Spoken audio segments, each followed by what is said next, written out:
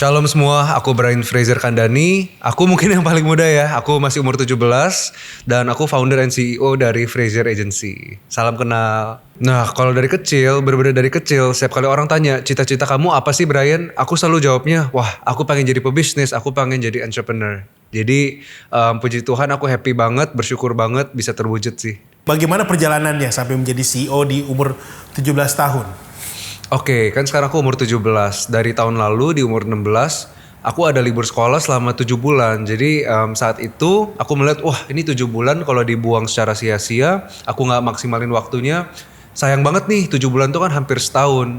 Nah, setengah tahun. Jadi aku bener-bener awalnya dari magang, selesai magang 3 bulan aku part time job di 5 company sekaligus. Aku bener-bener cari pengalaman sebanyak mungkin sampai akhirnya itu yang nge-trigger jiwa bisnis aku lebih kuat lagi, itu yang nge-trigger ambisi aku lagi sampai akhirnya aku memutuskan untuk start bisnis ini. Perjalanannya seperti apa sih awal kamu kenal dengan dunia konten ini?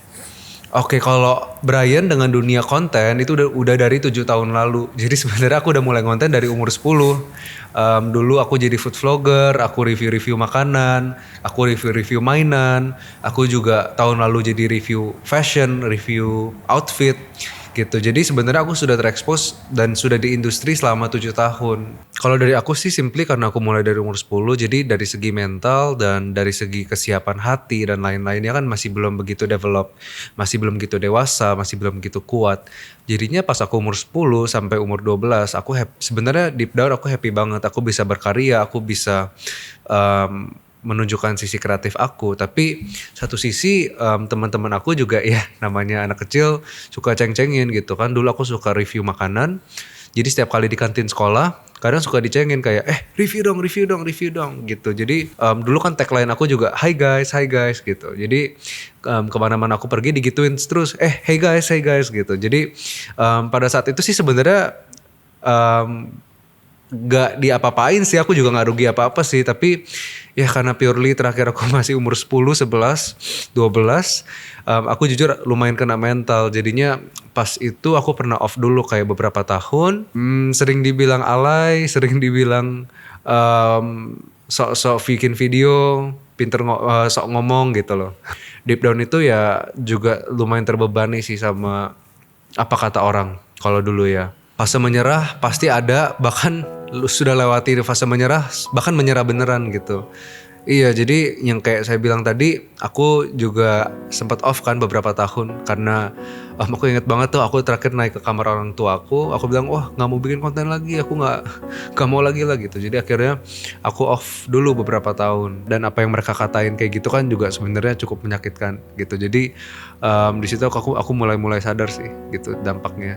Hidup aku pernah hancur karena Instagram sama social media, tapi sekarang juga karena social media hidup aku dipromosikan berkali-kali lipat gitu. Jadi aku melihat ini sebagai pedang bermata dua, dan walaupun sekarang aku sudah menggunakan social media dengan maksimal untuk membantu orang lain, untuk mengempower orang lain, dan untuk pekerjaanku sekarang, bisnisku sekarang, tapi ya tetap yang namanya struggle, yang namanya godaan juga tetap pasti selalu ada. Karena yang dinamanya Instagram itu udah kayak drug gitu loh.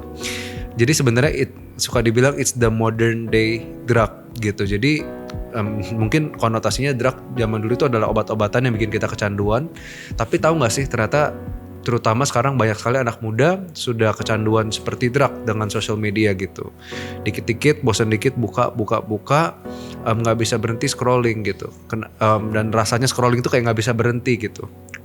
Kita benar-benar nyantol banget dalam dunia konten. Nah, aku pun sendiri juga membutuhkan demand banyak research gitu. Banyak research, banyak pantau hasil-hasil kerjaan kita. Ya, jadi sebenarnya kadang bisa challenging juga sih. Paling parah pas zaman-zaman Covid, pas zaman-zaman pandemi, aku tuh screen time-nya bisa kayak 12 jam, 13 jam sehari. Jadi aku benar-benar ya istilah zaman sekarangnya no life banget. Dimana hidup aku tuh cuma muter di gadget doang. Contoh, aku baru bangun, bosan nonton Netflix. Nonton Netflix 4 jam, bosan nonton Netflix, scrolling IG 2 jam. Bosan scrolling IG 2 jam, TikTok 2 jam. Bosan TikTok 2 jam, main Mobile Legends 3 jam. Udah deh, ulang lagi. Jadi hidup aku berputar-putar doang di aplikasi-aplikasi tersebut gitu. Aku pun juga jadi jarang keluar kamar dan sangat jadi consumer banget sih. Yang paling kelihatan juga lumayan parah jam tidur aku sih. Jadi pas saat pandemi aku jam tidurnya kayak satpam shift malam. Jadi maksudnya satpam shift malam itu ya dimana aku bangun tidur itu jam 4 sore. Aku tidurnya itu jam 7 pagi. Kenapa jam 7 pagi? Karena aku nyalain sekolah dulu. Jadi jam 7 pagi sekolah mulai, aku nyalain Zoom-nya, aku tinggal tidur sampai jam 4 sore gitu. Jadi jam bangun aku juga kebalik sama keluarga aku. Jadinya kan dari segi interaksi dan lainnya juga nggak ketemu gitu. Padahal serumah loh. Di saat COVID itu aku meninggalkan Tuhan. Dari semua action aku lakuin, aku meninggalkan Tuhan. Aku banyak mempertanyakan pertanyaan-pertanyaan yang gak masuk akal gitu loh. Jadi aku mulai mempertanyakan Tuhan, aku mulai mempertanyakan dari berbagai macam angle. Sampai saat itu juga plus aku mempertanyakan, ditambah lagi habit aku juga hancur seperti itu. Akhirnya pas masa-masa pandemi itu adalah masa-masa aku benar-benar gak percaya sama Tuhan. Aku pun udah melupakan Tuhan gitu. Maksudnya benar-benar udah gak cari Tuhan, udah bahkan lupa gitu kalau aku sebenarnya butuh Tuhan. Dosa pun semakin dekat karena kamu jauh dari Tuhan. Pasti. Dan dosa seperti apa sih mungkin yang satu kamu lakukan yang yang kamu juga tanpa kamu sadari kamu udah berbuat itu juga? Pastinya dosa terbesar ya meninggalkan Tuhan ya, itu ya udah akarnya lah. Dan dari akar yang begitu parah ya jadinya merembet sih. Jadi meribel ke orang tua, pornografi, juga ya teradiksi dengan sosial media. Akhirnya kan sosial media menjadi atau game menjadi sesuatu yang berhala kan gitu. Jadi sebenarnya ya terjerat pada dosa-dosanya juga yang di-trigger sama media itu sih. Mungkin karena nggak bisa bohong, memang yang namanya dosa bisa jadi enak, yang namanya dosa bisa membuat kita lupa gitu. Jadi untuk 1-2 tahun pertama aku keenakan gitu, maksudnya aku lupa sama sebenarnya apa yang terjadi karena aku selalu ditutupin terus, aku selalu ke distract terus sama dopamin sesuatu yang menyenangkan gitu. Jadi aku pun nggak sadar ternyata hidup aku lagi di titik terendah. Nah tapi saat aku sadar aku lagi ada di titik terendahku, gila ternyata hidup aku gini banget ya. Padahal aku punya ambisi yang luar biasa untuk masa depan. Tapi kalau aku melihat hidup kayak gini, ini bener-bener 180 derajat kebalik nih arahnya kalau aku gini-gini terus sampai masa depan. Sampai akhirnya dari titik terendah itu, ya aku mengakui itu titik terendah. Karena pas aku sadar, ternyata aku udah dalam banget di dalam lubangnya. Tapi selama ini aku gak sadar, karena ditutupin terus. Bagaimana Tuhan menyentuh kamu untuk kamu bisa kembali mengenal? Apakah ada juga campur tangan dari orang tua yang selalu mendoakan kamu, selalu menyupport kamu sebagai tiang doa kamu juga? Oke, dari satu sisi memang orang tuaku juga pastinya bisa merasa kecewa. Dari kecil nakal sampai pas COVID, bahkan sampai gak percaya Tuhan. Aku pun debatin pertanyaan-pertanyaan itu sama papaku. Tapi yang aku bersyukur, mereka setia dan mereka konsisten. Jadi dari aku kecil, dari aku bahkan lahir, mereka gak pernah kehilangan satu hari pun atau miss a day, gak pernah satu hari bolong istilahnya untuk doain aku gitu. Jadi wah bayangin tuh berapa ribu hari. Dan dari aku kecil mau aku senakal apapun, mereka juga gak pernah mengumpat ke aku kayak kamu nakal banget ya, kamu gak guna banget ya, gak pernah sekalipun aku dengar gitu.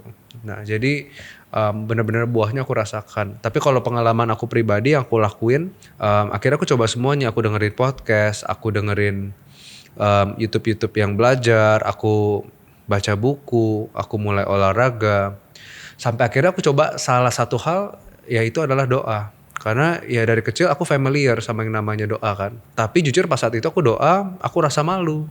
Aku merasa asing, aku merasa gak nyaman. Dan yang paling gilanya ya masih belum ada iman gitu. Tapi ya aku inget, karena aku saking desperate aku pengen cobain semua hal kan. Siapa tahu bisa bantu gitu. Akhirnya ya aku coba doa gak ada rasa, aku lakuin terus sampai akhirnya Tuhan buka jalan dan Tuhan aku mengalami Tuhan dalam hidup aku. Saat itu apa yang kamu doakan dan bagaimana kamu mengalami Tuhan?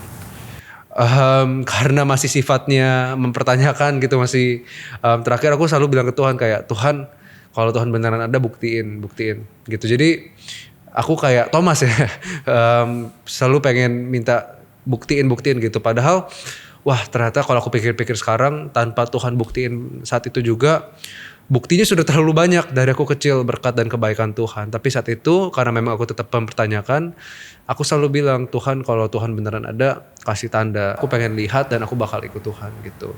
Jadi saat itu sih aku doain. Aku juga doa kayak, aku capek, aku gak mau hidup aku gini-gini aja. Aku rasa kayak ini titik terendah banget gitu. Maksudnya hidup aku jadi rasanya gak ada artinya, kosong gitu. Aku pengen ada sesuatu di hidup aku.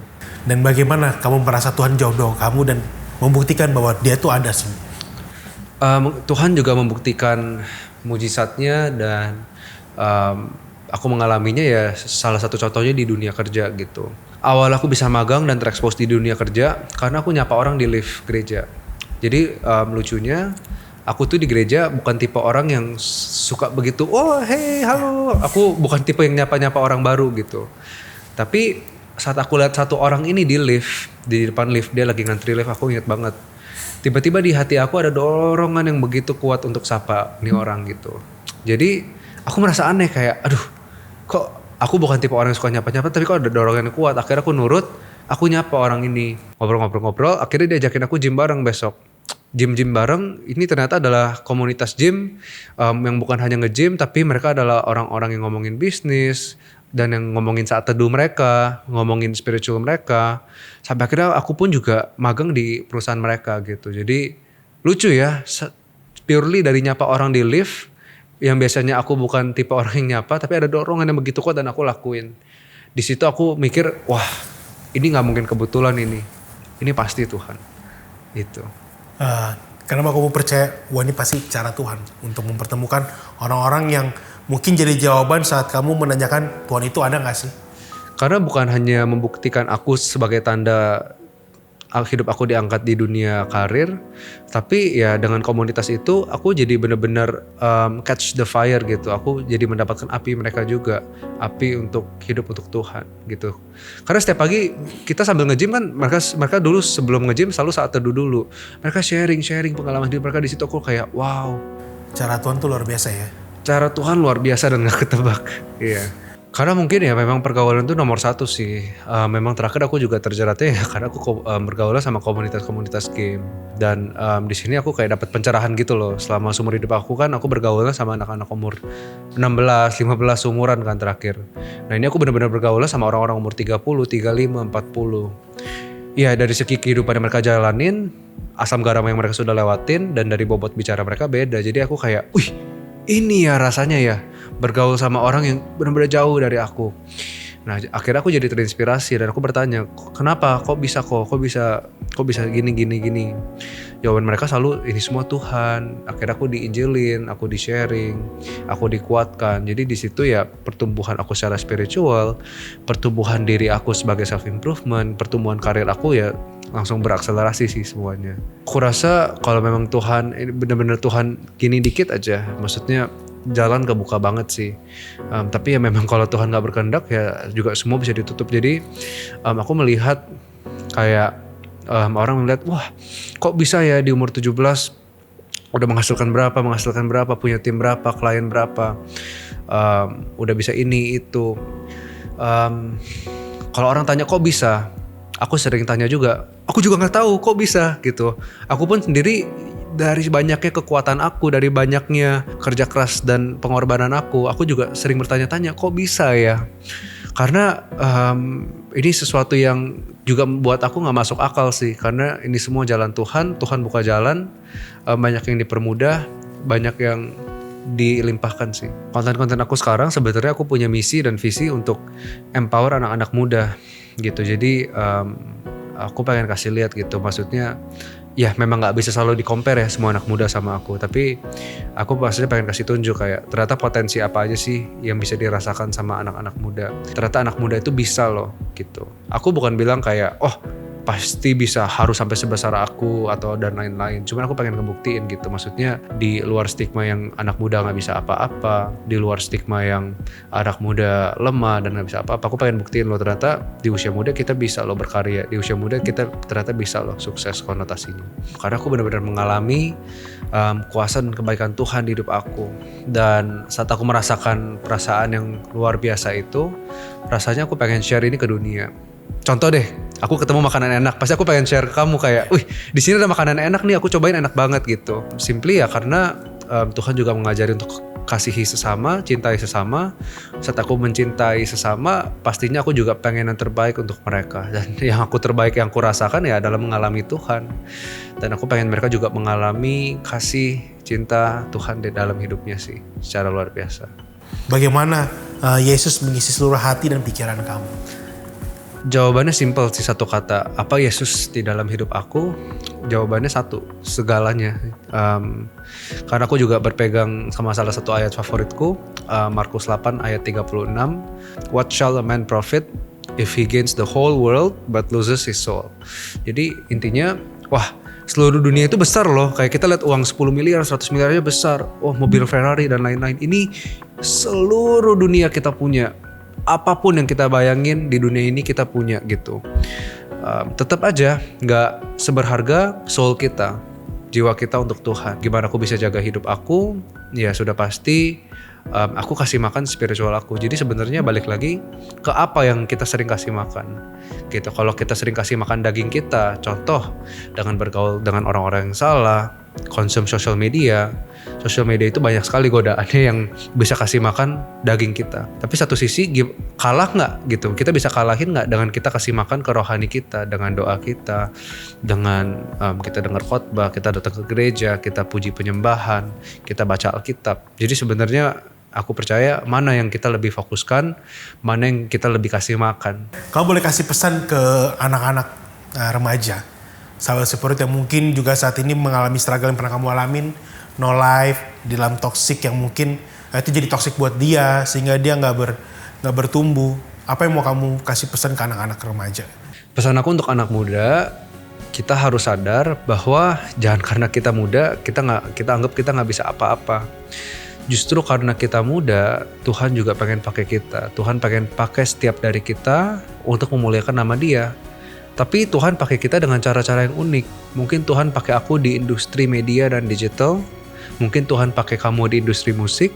Mungkin Tuhan pakai kamu di industri lainnya. Tapi balik lagi, carilah kekuatan kamu di mana dan tanya ke Tuhan, Tuhan mau pakai kamu di mana? Karena by the end of the day, kalau kamu hanya lakukan segala sesuatu untuk diri kamu nggak akan merasa fulfill. Tapi saat kamu melakukan untuk Tuhan dan untuk orang lain, kamu akan merasa fulfill gitu. Jadi justru karena kita muda, kita masih punya energi sebanyak mungkin, kita bisa gagal sebanyak mungkin, bisa dong. Karena ya mau kita gagal pun rumah tetap di rumah orang tua, makan tetap makanan orang tua gitu. Jadi saat kita gagal nggak ada yang bergantung sama kita tetap hidup kehidupan yang sama. Jadi bantalan kita banyak, kita bisa ambil banyak resiko, bisa coba banyak hal baru, dan kita masih semangat-semangatnya nih energinya gitu. Jadi ya pesan aku untuk anak muda itu sih, jangan cuma ngejar uang, ngejar Tuhan dulu. Karena saat kita kejar Tuhan, semuanya akan datang.